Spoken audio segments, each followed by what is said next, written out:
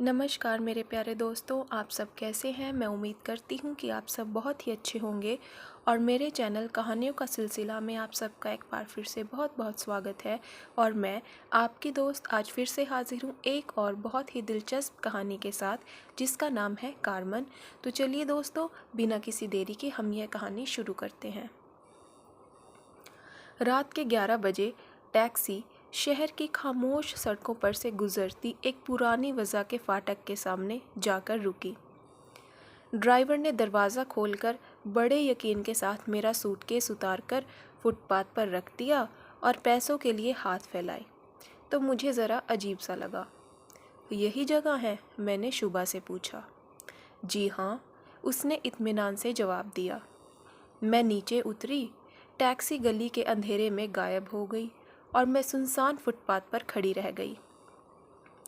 मैंने फाटक खोलने की कोशिश की, मगर वो अंदर से बंद था। तब मैंने बड़े दरवाजे में जो खिड़की लगती थी उसे खटखटाया। कुछ देर बाद खिड़की खुली। मैंने चोरों की तरह अंदर झांका। अंदर नीम तारीख आंगन था, जिसके एक कोने में 2 लड़कियां रात के कपड़ों में मलबूस आहिस्ता आहिस्ता बातें कर रही थी। आंगन के सिरे पर एक छोटी सी शिकस्ता इमारत इस्तादा थी। मुझे एक लम्हे के लिए घुसियारी मंडी लखनऊ का स्कूल याद आ गया, जहाँ से मैंने बनारस यूनिवर्सिटी का मैट्रिक पास किया था। मैंने पलटकर गली की तरफ देखा, जहाँ मुकम्मल खामोशी तारी थी। फ़र्ज़ कीजिए, मैंने अपने आप से कहा कि ये जगह अफीमचियों, बुर्दा फरोशों और स्मगलरों का अड्डा निकली तो।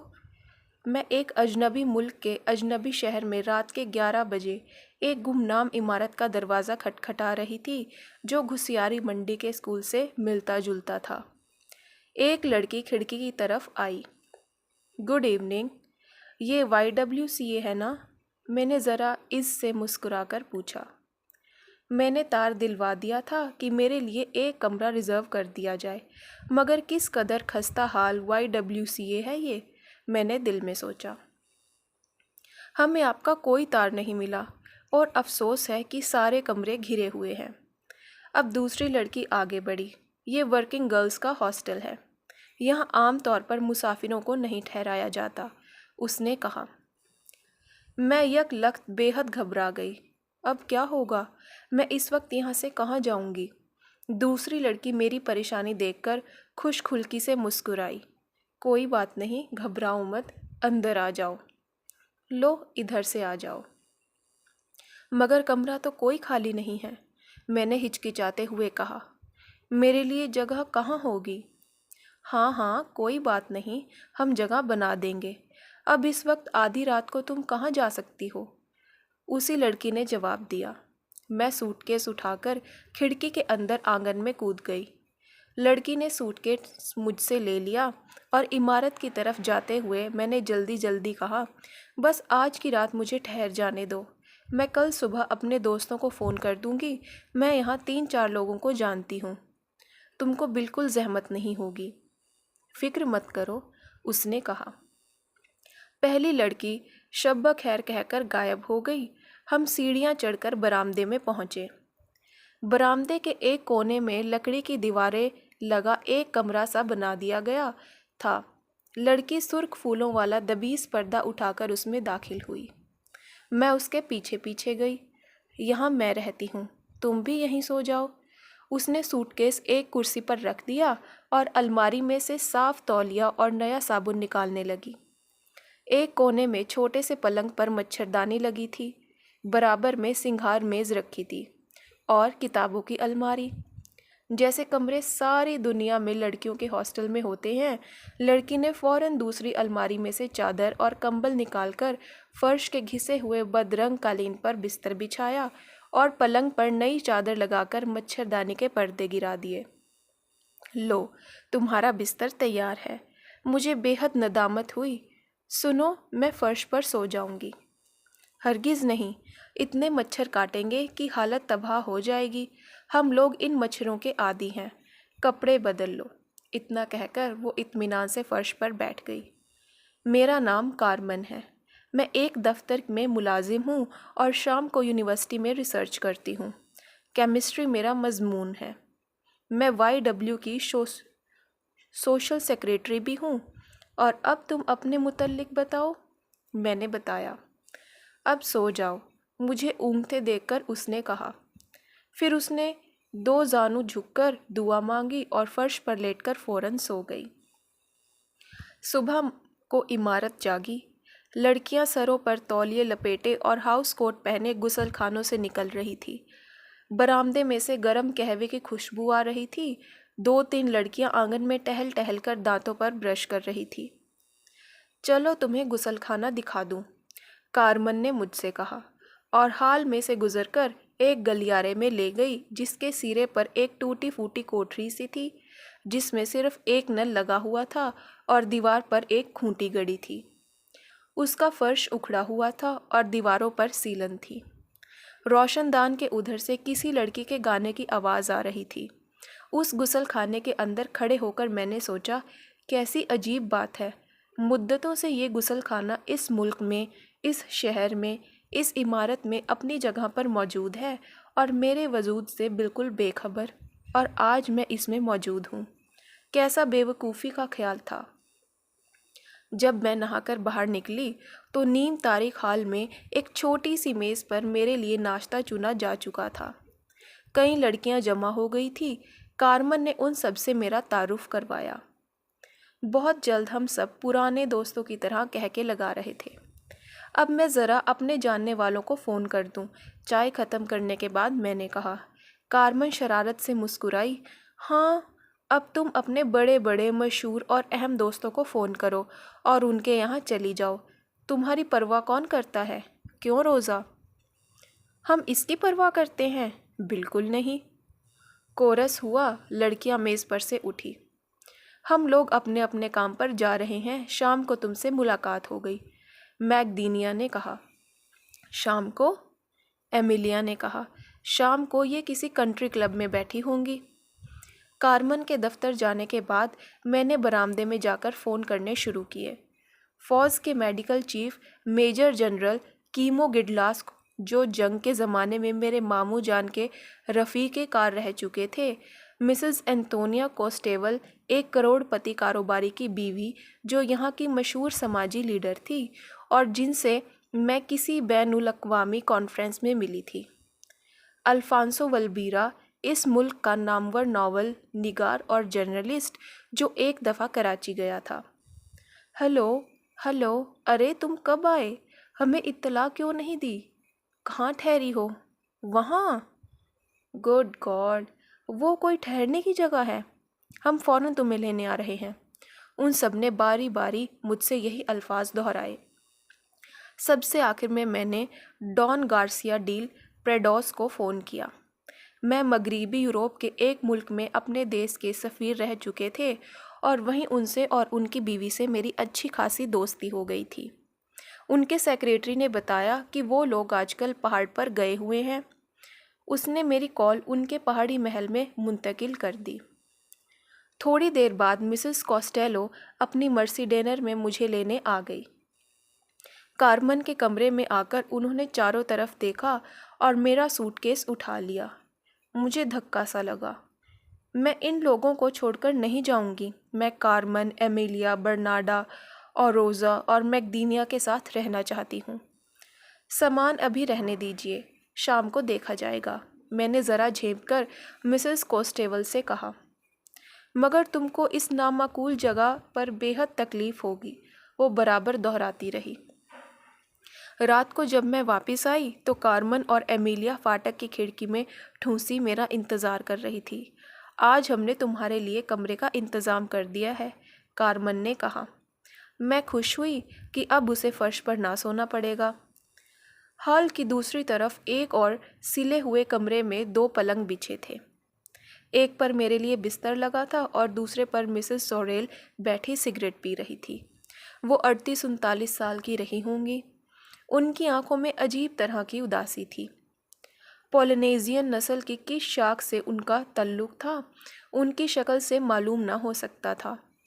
پلنگ پر نیم دراز ہو کر انہوں نے فوراً اپنی زندگی کی کہانی سنانا شروع کر دی۔ میں گام سے آئی ہوں، انہوں نے کہا۔ گام کہاں ہے؟ میں نے دریافت کیا۔ بر الکاہل میں ایک جزیرہ ہے، اس پر امریکن حکومت ہے۔ وہ اتنا چھوٹا جزیرہ ہے کہ دنیا کے نقشے پر اس کے نام کے نیچے صرف ایک نقطہ لگا ہوا ہے۔ میں امریکن شہری ہوں، انہوں نے ذرا فخر سے اضافہ کیا۔ گام؟ میں نے دل میں دہرایا۔ کمال ہے، دنیا میں کتنی جگہیں ہیں اور ان میں بالکل ہمارے جیسے لوگ بستے ہیں۔ میری لڑکی ایک وائلن بجانے والے کے ساتھ بھاگ آئی ہے، میں اسے پکڑنے آئی ہوں۔ وہ صرف 17 سال کی ہے، مگر حد سے زیادہ خود سر۔ یہ آج کل کی لڑکیاں۔ وہ پھر دفنت اٹھا کر بیٹھ گئی اور کہا کہ مجھے کینسر ہو گیا تھا۔ اوہ، میرے منہ سے نکلا۔ مجھے سینے کا کینسر ہو گیا تھا، انہوں نے بڑے الم سے کہا، ورنہ 3 سال قبل میں بھی اور سب کی طرح نارمل تھی۔ ان کی آواز میں بے پایاں کرب تھا۔ دیکھو، انہوں نے اپنے نائٹ گاؤن کا کالر سامنے سے ہٹا دیا۔ میں نے لرز کر آنکھیں بند کر لی۔ ایک عورت سے اس کے جسم کی خوبصورتی ہمیشہ کے لیے چھن جائے، کتنی قہرناک بات تھی۔ تھوڑی دیر بعد مسز سوریل سگریٹ بجھا کر سو گئی اور کھڑکی کی سلاخوں میں سے چاند اندر جھانک رہا تھا۔ نزدیک کے کمرے میں سے میکڈینیا کے گانے کی دھیمی آواز آنی بھی بند ہو گئی۔ دفتن میرا جی چاہا کہ پھوٹ پھوٹ کر روؤں۔ اگلا ہفتہ فیشنیبل رسالوں کی زبان میں سوشل اور تہذیبی مصروفیات کی آندھی کی طرح آرٹ و کلچر سے موالمات میں گزرا۔ دن مسز کانسٹیبل اور ان کے احباب کی حسین پرفضا مکانوں میں اور شامیں شہر کی جگمگاتی تفریح گاہوں میں بسر ہوتی۔ ہر طرف کے لوگ، انٹلیکچوئل، جرنلسٹ، مصنف، سیاسی لیڈر مسز کانسٹیبل کے گھر آتے اور ان سے بحث مباحثے کرتے، اور میں انگریزی محاورے کے الفاظ میں آپ کو گویا بے حد انجوائے کر رہی تھی۔ میں رات کو YW واپس آتی اور ہال کی چوکور میز پر ارد گرد بیٹھ کر 5 لڑکیاں بڑے اشتیاق سے مجھ سے دن بھر کے واقعات سنتی۔ کمال ہے، روزہ کہتی، ہم اسی شہر کے رہنے والے ہیں، مگر ہمیں معلوم ہی نہیں کہ یہاں ایسی الف لیلوی فضائیں بھی ہیں۔ یہ بے حد امیر لوگ جو ہوتے ہیں نا، یہ اتنے روپے کا کیا کرتے ہیں؟ ایمیلیا پوچھتی۔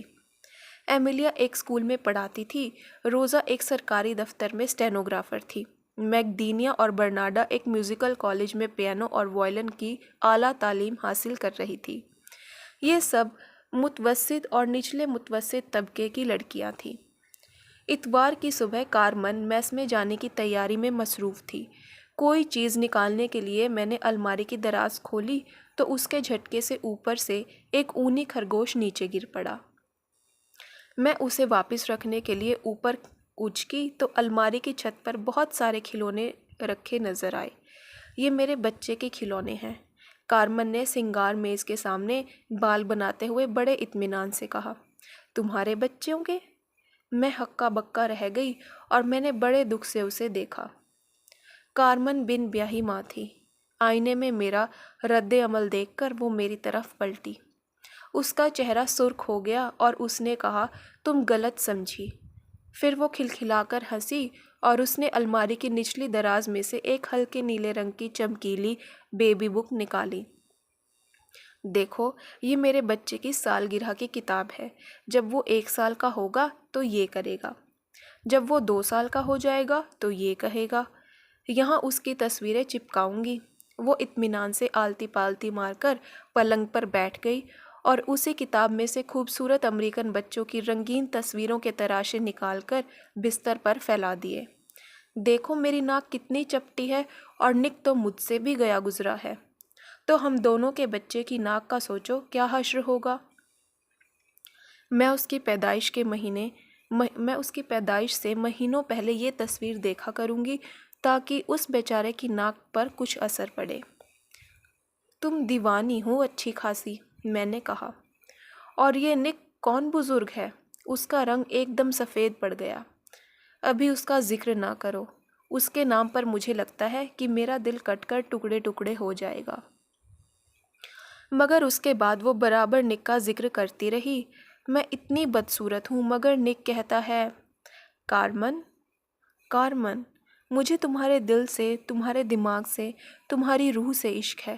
نک نے اتنی دنیا دیکھی ہے، اتنی حسین لڑکیوں سے اس کی دوستی رہی ہے، مگر اس سے میری بدصورتی کا ذرا بھی احساس نہیں۔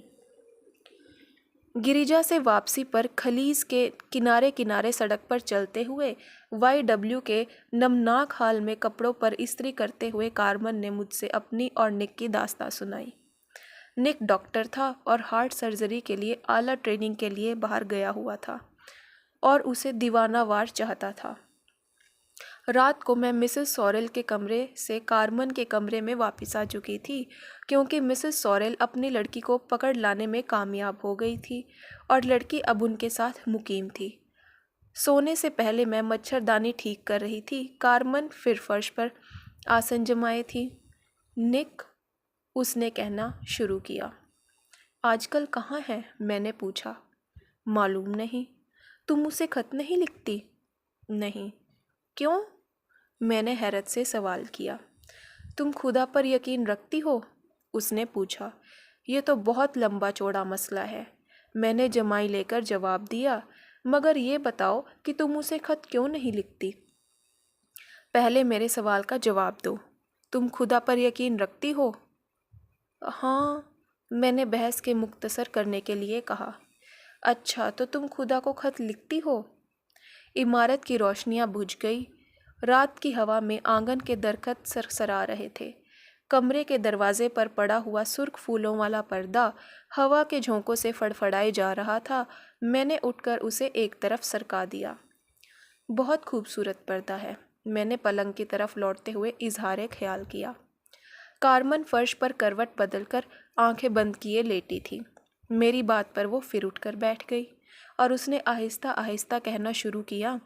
میں اور نک ایک مرتبہ پہاڑی علاقے میں کئی 100 میل کی ڈرائیو کے لیے گئے تھے۔ سن رہی ہو؟ ہاں ہاں، بتاؤ۔ راستے میں نک نے کہا کہ چلو ڈون ریمو سے ملتے ہیں۔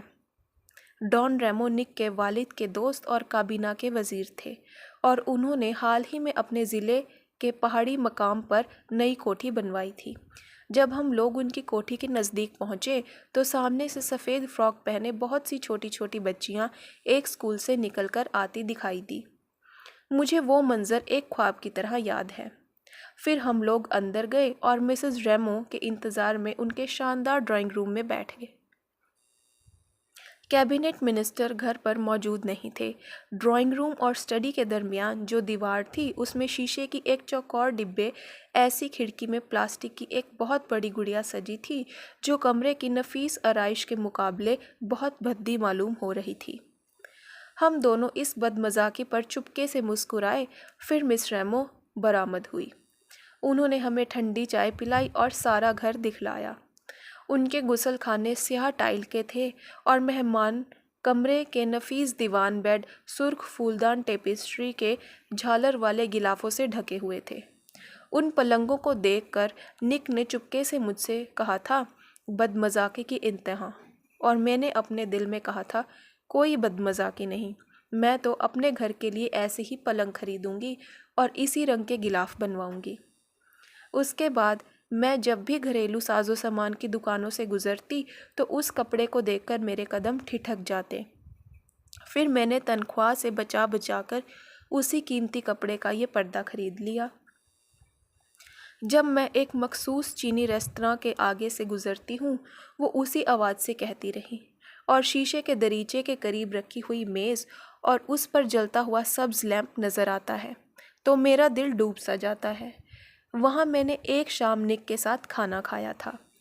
مجھے نیند آ رہی تھی اور میں نک کے اس وظیفے سے اکتا چکی تھی۔ میں نے مچھردانی کے پردے گراتے ہوئے کہا، ایک بات بتاؤ، تم کو اس قدر شدید عشق ہے اپنے اس نک سے تو تم نے اس سے شادی کیوں نہ کر لی؟ اب تک کیوں جھک مارتی رہی؟ مجھے 10 سال تک ایک دور افتادہ جزیرے میں اپنے بابا کے ساتھ رہنا پڑا۔ اس نے اداسی سے جواب دیا، پہلے ہم لوگ اسی شہر میں رہتے تھے۔ جنگ کے زمانے میں بمباری سے ہمارا چھوٹا سا مکان جل کر راکھ ہو گیا اور میری ماں اور دونوں بھائی مارے گئے، صرف میں اور میرے بابا زندہ بچے۔ بابا ایک اسکول میں سائنس ٹیچر تھے، ان کو ٹی بی ہو گئی اور میں نے انہیں سینیٹوریم میں داخل کرا دیا جو بہت دور کے جزیرے میں تھا۔ سینیٹوریم بہت مہنگا تھا، اس لیے کالج چھوڑتے ہی میں نے اسی صحت گاہ کے دفتر میں نوکری کر لی اور آس پاس کے دولت مند زمینداروں کے گھروں میں ٹیوشن بھی کرتی رہی، مگر بابا کا علاج اور زیادہ مہنگا ہوتا گیا۔ تب میں نے اپنے گاؤں جا کر اناناس کا آبائی باغیچہ رہن رکھ دیا۔ تب بھی بابا اچھے نہ ہوئے۔ میں ایک جزیرے سے دوسرے جزیرے تک کشتی میں بیٹھ کر جاتی اور زمینداروں کے محلوں میں ان کے کون ذہن بچوں کو پڑھاتے پڑھاتے تھک کر چور ہو جاتی، تب بھی بابا اچھے نہ ہوئے۔ نک سے میری ملاقات آج سے 10 سال قبل ایک فسٹا میں ہوئی تھی۔ اس دوران میں جب بھی دارالسلطنت آتی وہ مجھ سے ملتا رہتا۔ 3 سال ہوئے اس نے شادی پر اصرار کیا، لیکن بابا کی حالت اتنی خراب تھی کہ میں ان کو مرتا چھوڑ کر یہاں نہ آ سکتی تھی۔ اسی زمانے میں نک کو باہر جانا پڑ گیا۔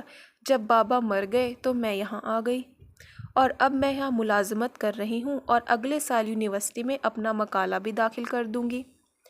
میں چاہتی ہوں کہ بابا کے کھیت بھی رہن سے چھڑا لوں۔ نک میری مدد کرنا چاہتا تھا، مگر میں شادی سے پہلے اس سے 1 پیسہ نہ لوں گی۔ اس کے خاندان والے بڑے بد دماغ اور اکڑو والے لوگ ہیں اور ایک لڑکی کے لیے اس کی عزت نفس بہت بڑی چیز ہے۔ عزت نفس اور خودداری اور خود اعتمادی۔ اگر مجھے کبھی یہ احساس ہو جائے کہ نک بھی مجھ سے حقیر سمجھتا ہے یا مجھے سو گئی، اچھا، گڈ نائٹ۔ دوسرے روز صبح وہ تیار ہو کر حسب معمول سب سے پہلے ناشتے کی میز پر انتظام کے لیے پہنچ چکی تھی۔ مسز سوریل گام واپس جا رہی تھی۔ اپنے ہونے والے داماد سے ان کی صلح ہو گئی تھی۔ وہ سویرے سے ہی آن پہنچا تھا۔ وہ ایک منحنی سا نوجوان تھا اور برآمدے کے ایک کونے میں بھیگی بلی بنا بیٹھا تھا۔ فضا پر عجیب سی بشاشت طاری تھی۔ لڑکیاں بات بات پر کہکے لگا رہی تھی۔ میں بھی بہت مسرور تھی اور خود کو بے حد ہلکا پھلکا محسوس کر رہی تھی۔ یہ ہلکے پھلکے پن اور مکمل امن و سکون کو شگفتہ احساس زندگی میں بہت کم آتا ہے اور صرف چند لمحے رہتا ہے، مگر وہ لمحے بہت غنیمت ہیں۔ کارمن جلدی جلدی ناشتہ ختم کر کے دفتر گئی۔ آج بھی تم اپنے شاندار دوستوں سے ملنے نہ جا رہی تو تم کو جیپنی میں بٹھا کر شہر کی گلی کوچوں کی سیر کراتے، میکڈینیا نے مجھ سے کہا۔ تمہارے لیے ایک کیڈیلیک آئی ہے، روزا نے اندر سے آ کر اطلاع دی۔ کیڈیلیک؟ اوفو، کورس ہوا۔ تمہارے لیے ایسی ایسی جاگیرداری موٹریں آتی ہیں کہ ہم لوگوں کی رعب کے مارے بالکل گھگی بن جاتی ہے، برناڈا نے خوش دلی سے اضافہ کیا۔ میں نے لڑکیوں کو خدا حافظ کہا اور اپنا سفری بیگ کندھے پر لٹکا کر باہر آ گئی۔ میں سابق سفیر ڈون گرسیا ڈیل پریڈوس کے یہاں 2 دن کے لیے ان کے ہل اسٹیشن جا رہی تھی۔ ان کے وردی پوش شوفر نے سیاہ کیڈیلیک کا دروازہ مؤدبانہ بند کیا اور کار شہر سے نکل کر سرسبز پہاڑوں کی سمت روانہ ہو گئی۔ پہاڑ کی ایک چوٹی پر ڈون گرسیا کا ہسپانوی وضع کا شاندار گھر درختوں میں چھپا دور سے نظر آ رہا تھا۔ وادیوں میں کوہرا منڈرا رہا تھا اور سفید اور کاسنی اور سرخ اور زرد رنگ کے پہاڑی پھول سارے میں کھلے ہوئے تھے۔ کار فاٹک میں داخل ہو کر پورز میں رک گئی۔ قبائلی نسلوں والی شائستہ نوکرانیاں باہر نکلی۔ بٹلر نے نیچے آ کر کار کا دروازہ کھولا۔ ہال کے دروازے میں ڈون گارسیا اور ان کی بیوی ڈونا ماریا میرے منتظر تھے۔ ان کا گھر سفید قالینوں اور سنہرے فرنیچر اور انتہائی قیمتی سامان آرائش سے سجا ہوا تھا اور اس طرح کے کمرے تھے جن کی تصویریں لائف میگزین کے رنگین صفحات پر فرنیچر یا انٹیریئر ڈیکوریشن کے سلسلے میں اکثر شائع کی جاتی ہیں۔ کچھ دیر بعد میں نے ڈونا ماریا کے ساتھ اوپر کی منزل پر گئی۔ وہاں شیشوں والے برآمدے میں ایک کونے میں ایک نازک سی بید کی ٹوکری میں 6 مہینے کی بے حد گلابی بچی پڑی گاؤں گاؤں کر رہی تھی۔ وہ بچی اس قدر پیاری تھی کہ میں نے ڈونا ماریا کی بات ادھوری چھوڑ کر سیدھی ٹوکری کے پاس چلی گئی۔ ایک بے حد حسین، صحت مند، تر و تازہ اور کمسن امریکن لڑکی نزدیک کے صوفے سے اٹھ کر میری جانب آئی اور مسکرا کر مصافحے کے لیے ہاتھ بڑھایا۔ یہ میری بہو ہے، ڈونا ماریا نے کہا۔ ہم تینوں ٹوکری کے گرد کھڑے ہو کر بچی سے لاڈ پیار میں مصروف ہو گئے۔ دوپہر کو لنچ کی میز پر امریکن لڑکی کا شوہر بھی آ گیا۔ یہ ہمارا بیٹا ہوزے ہے، ڈان گارسیا نے کہا۔ ہوزے کی عمر تقریباً 35 سال کی رہی ہوگی۔ اپنی قومی کڑد کے ہلکے آبی رنگ کی قمیض اور سفید پتلون میں وہ خاص وضیع معلوم ہو رہا تھا۔ وہ اپنی نوعمر بیوی کو بے انتہا چاہتا تھا اور بچی پر عاشق تھا۔ زیادہ تر وہ اسی کی باتیں کرتا تھا۔ رات کو میں اپنی بے حد پرتکلف اور بڑھیا خواب گاہ میں جس کے ساز و سامان کو ہاتھ لگاتے فکر ہوتی تھی کہ کہیں میلا نہ ہو جائے، اس وقت مجھے YW کے سلے ہوئے کمرے اور تنگ مچھردانی اور مسز سورل اور ہال کی بدرنگ میز کرسیاں شدت سے یاد آئی۔ 2 دن بعد پریڈوس خاندان میرے ساتھ ہی دارالسلطنت واپس لوٹا۔ اپنے ماں باپ کو ان کے ٹاؤن ہاؤس میں اتارنے کے بعد ہوزے نے مجھے میری جائے قائم پر پہنچانے کے لیے کیڈیلیک دوبارہ سٹارٹ کی۔ ہوزے اور اس کی بیوی ڈوروتھی صرف 2 ہفتے قبل امریکہ سے لوٹے تھے۔ ان کا بہت سا سامان کسٹم ہاؤس میں پڑا تھا جسے چھڑانے کے لیے انہیں جانا تھا۔ شہر کے سب سے اعلیٰ ہوٹل کے سامنے ہوزے نے کار روک لی۔ یہاں کیا کرنا ہے؟ میں نے اسے پوچھا۔ تم یہیں ٹھہری ہو نا؟ نہیں ڈیئر ہوزے، میں YWCA میں ٹھہری ہوں۔ YW؟ گڈ گاڈ، کمال ہے۔ اچھا وہیں چلتے ہیں، مگر کیا تم کو یہاں جگہ نہ مل سکی؟ تمہیں چاہیے تھا کہ آتے ہی ڈیڈی کو اطلاع دیتی۔ اس وقت مجھے دفتن خیال آیا کہ میں ہر طبقے اور ہر قسم کے لوگوں کو اپنی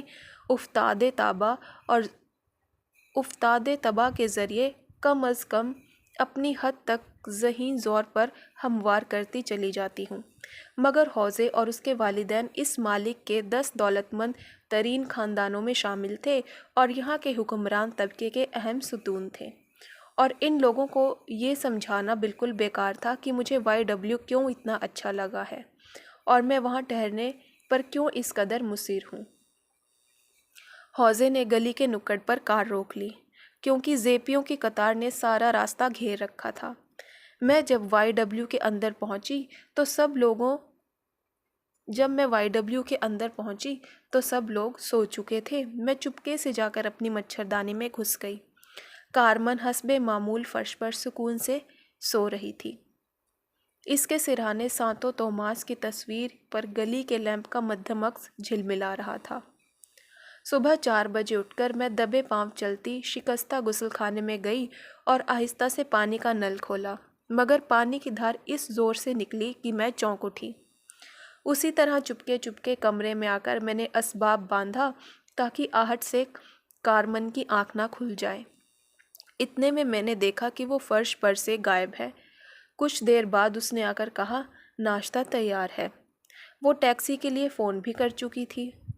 کیسا سفر رہا؟ اس نے چائے اڑیلتے ہوئے پوچھا۔ بہت دلچسپ۔ یہ تمہارے دوست لوگ کون تھے جہاں تم گئی تھی؟ تم نے بتایا ہی نہیں۔ میں بات شروع کرنے ہی والی تھی کہ مجھے اچانک ایک خیال آیا۔ میں نے جلدی سے کمرے میں جا کر سوٹ کیس کھولا، ایک نئی بنارسی ساڑی نکال کر ایک پرچے پر لکھا، تمہاری شادی کے لیے میرا پیشگی تحفہ، اور ساڑی اور پرچہ کارمن کے تکیے کے نیچے رکھ دیا۔ ٹیکسی آ گئی۔ کارمن نے برآمدے میں سے آواز دی۔ ہم دونوں سامان اٹھا کر باہر آئے۔ میں ٹیکسی میں بیٹھ گئی۔ اتنے میں کارمن فاٹک کی کھڑکی میں سے سر نکال کر چلائی، ارے تم نے اپنا پتہ تو دیا ہی نہیں۔ میں نے کاغذ کے ٹکڑے پر اپنا پتہ گھسیٹ کر اسے تھما دیا۔ پھر مجھے بھی ایک بے حد ضروری بات یاد آئی۔ حد ہو گئی کارمن تمہاری، YW نے مجھے اپنا بل نہیں دیا۔ بکو مت۔ ارے یہ تمہارا نجی گھر تو نہیں تھا، تم مہمان تھی۔ بکو مت۔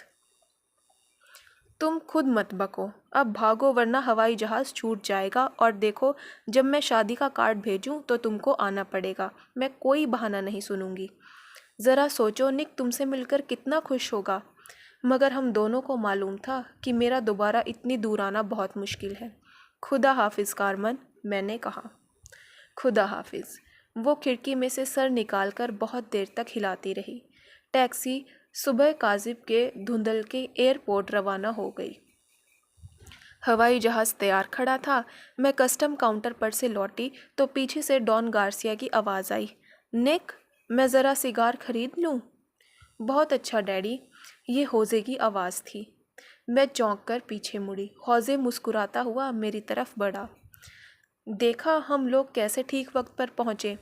ہوزے، میں نے ڈوبتے ہوئے دل سے پوچھا، تمہارا دوسرا نام کیا ہے؟ نک، جب ڈیڈی بہت لاڈ میں آتے ہیں تو مجھے نک پکارتے ہیں، ورنہ عام طور پر میں ہوزے ہی کہلاتا ہوں۔ کیوں؟ کچھ نہیں۔ میں اس کے ساتھ ساتھ لاؤنج کی طرف چلنے لگی۔ تم امریکہ کیا کرنے گئے تھے؟ میں نے آہستہ سے پوچھا۔ ہارٹ سرجری میں اسپیشلائز کرنے، تمہیں بتایا تو تھا۔ کیوں؟ تم نے کیوں؟ کیا ہوا؟ کیا بات ہے؟ کچھ نہیں، میری آواز ڈوب گئی۔ لاؤڈ سپیکر نے یکسانیت سے دہرانا شروع کیا، پین امریکن کے مسافر، پین امریکن کے مسافر۔ ارے، روانگی کا وقت اتنی جلدی آ گیا۔ نک نے تعجب سے گھڑی دیکھی۔ ڈان گارسیا سگار خرید کر شفقت سے مسکراتے میری طرف آئے۔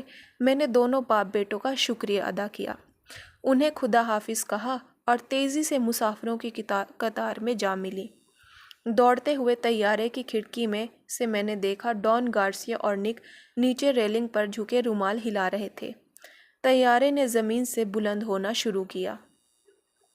یہاں سے بہت دور خطرناک طوفانوں سے گھرے ہوئے پوربی سمندر کے ہرے بھرے جزیروں میں ایک جھنڈ جو فلپائن کہلاتا تھا، اس کے جاگتے جگمگاتے دارالسلطنت منیلا کے ایک بے رنگ سے محلے کی ایک شکستہ عمارت کے اندر ایک بے حد چپٹی ناک اور فرشتے کے سی معصوم دل والی فلپینو لڑکی رہتی ہے، جو اپنے بچے کے لیے کھلونے جمع کر رہی ہے اور اپنے خدا کی واپسی کی منتظر ہے، جس کی ذات پر اسے کامل یقین ہے۔